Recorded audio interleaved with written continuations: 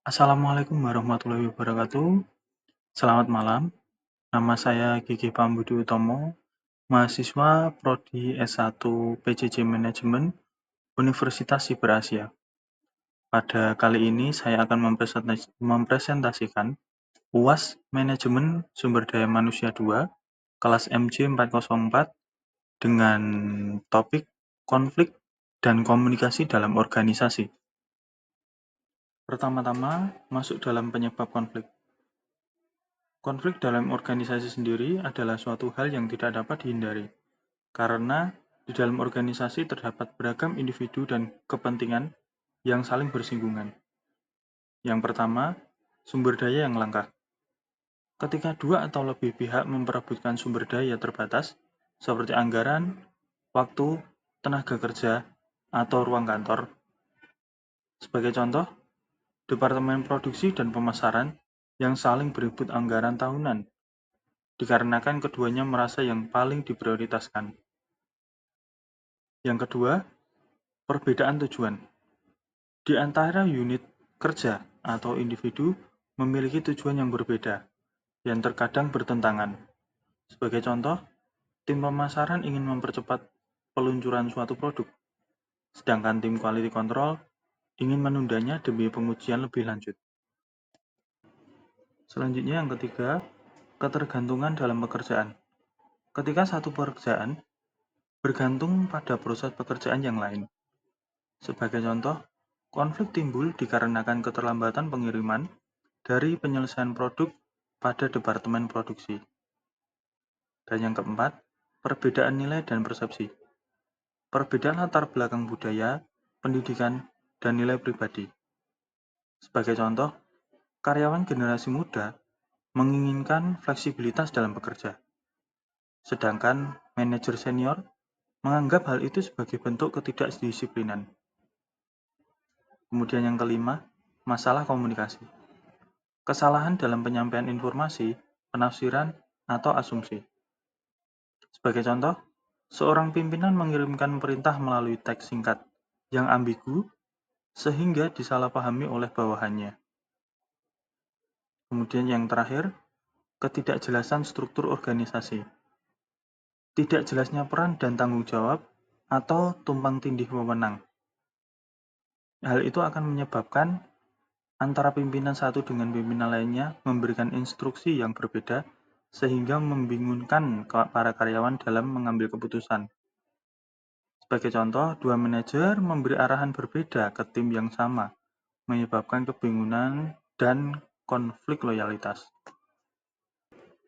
Setelah menjelaskan penyebab konflik, maka masuk ke dalam penanganan konflik.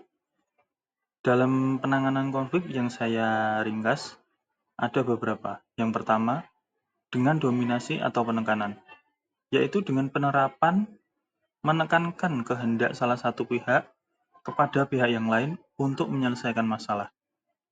Penyelesaian ini biasanya menimbulkan efek dendam dari pihak yang kehendaknya ditekan, sehingga hanya efektif untuk penyelesaian masalah mendesak yang membutuhkan keputusan cepat dan sementara. Kemudian yang B dengan kompromi. Penerapan dengan menghilangkan sebagian tuntutan dari pihak-pihak yang berkonflik.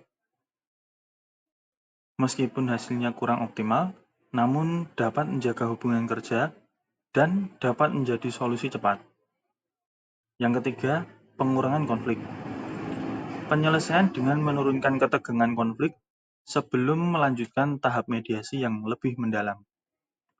Dan yang keempat, penyelesaian integratif, yaitu penyelesaian dengan mencari solusi terbaik yang memuaskan semua pihak yang terlibat dalam konflik.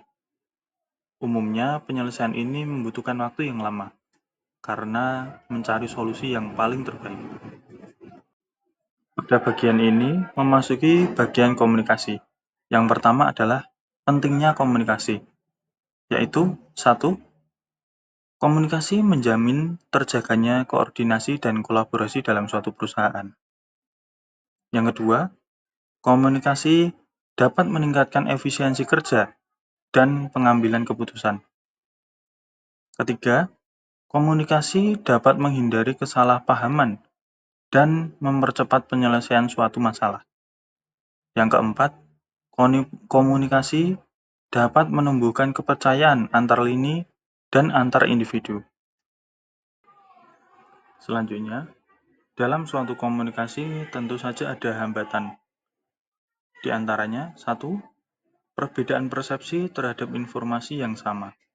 Komunikasi yang disampaikan oleh seseorang bisa jadi mendapatkan persepsi yang berbeda oleh orang yang berbeda. Yang kedua, penggunaan istilah khusus yang tidak diketahui oleh semua orang.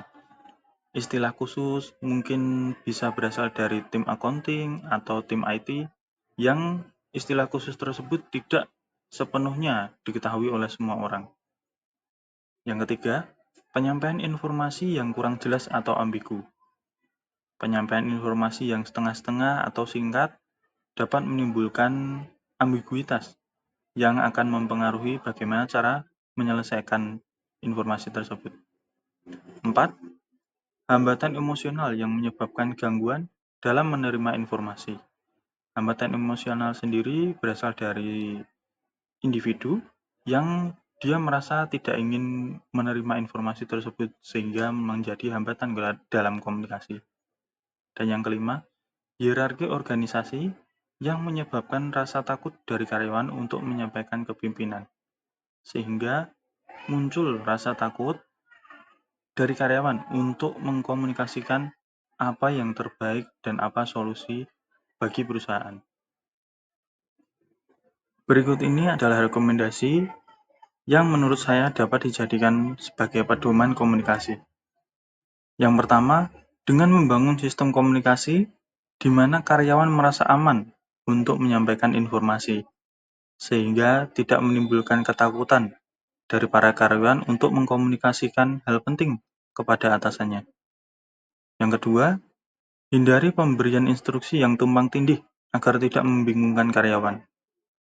Hal tersebut sangat penting dikarenakan instruksi dari pimpinan yang berbeda yang mengakibatkan ambiguitas dalam pengambilan keputusan oleh seorang karyawan dalam menyelesaikan suatu masalah perusahaan. Yang ketiga, memberikan pelatihan komunikasi asertif, mendengarkan aktif, dan pemecahan konflik kepada manajer dan karyawan. Pelatihan tentu akan sangat bermanfaat, baik dari segi pimpinan ataupun dari segi karyawan. Yang keempat, gunakan media komunikasi yang sesuai dengan informasi yang akan disampaikan. Tentu saja, komunikasi memiliki berbagai media dan berbagai kepentingan yang cocok untuk menyampaikan komunikasi. Dan yang terakhir adalah dorong pimpinan untuk aktif meminta masukan dari karyawan, dan begitu pula sebaliknya, sehingga tercipta komunikasi dua arah yang akan menjadi komunikasi yang baik demi kepentingan perusahaan. Pada bagian terakhir ini, terdapat kesimpulan yang saya ambil dari presentasi yang telah saya sampaikan sebelumnya. Yang pertama, konflik itu adalah suatu hal yang tidak bisa dihindari, tapi konflik bisa dikelola. Yang kedua, penanganan tergantung akar masalahnya dan urgensi penyelesaian konflik, cepat atau lambat. 3. Komunikasi yang sehat adalah kunci dari pencegahan dan solusi dari sebuah konflik. 4. Sumber daya manusia memiliki peran strategis dalam membangun budaya komunikasi yang sehat serta penyelesaian konflik yang ada. Demikian presentasi dari saya. Apabila ada salah kata atau salah dalam penyampaian, saya mohon maaf. Akhirul salam, wassalamualaikum warahmatullahi wabarakatuh. Terima kasih.